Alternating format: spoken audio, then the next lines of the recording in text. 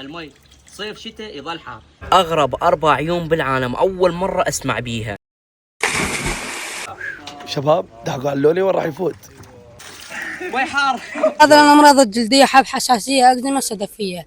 بس البهاق هسه كمثلا عندك امراض جلديه بجلدك انت شو راح خليه على جسمي، انتظر نص ساعة ربع ساعة عن ما يبس، عاد انا افركه وارجع اسبح.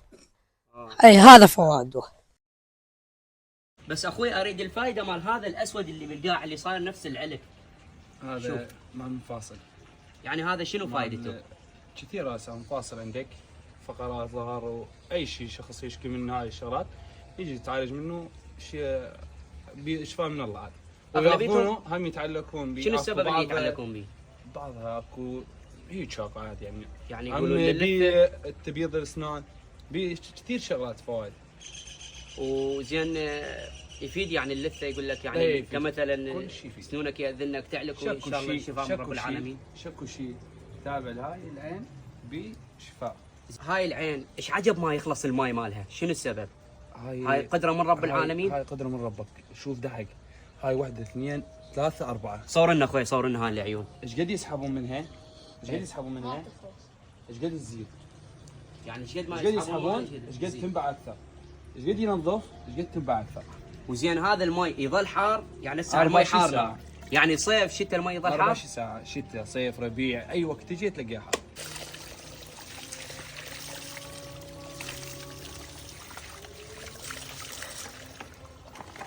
بالبخار العي يطلع مني.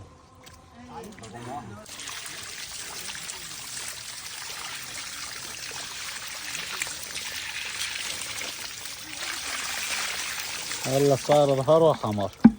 هذا ايش له فائدة؟ هذا للبشرة الدهنية، حب الشباب، الكلف، النمش بالوجه. هذا الأحمر. هذا للقشرة وتساقط الشعر الأصفر. زين ايش اسمه هذا؟ ايش الطين خاوة. هذا قبل يسبحون به، يعني مضبوط مجرب. هذا طين خاوة. زين هذا الأمراض، هذا الأسود أمراض الجلدية، الحساسية، الأكزيما، الصدفية، الحبوب بالجسم، حتى للجرب يشتغل.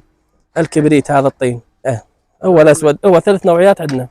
طبعا حتى اكو اخواتنا حمام للنساء بحمام علي، مو بس للزلم حتى للنساء. مثل ما تشوفون هو هذا المكان اللي مختص للنساء، هذا الحمام. وتحياتنا لكم وربي يحفظكم والسلام عليكم.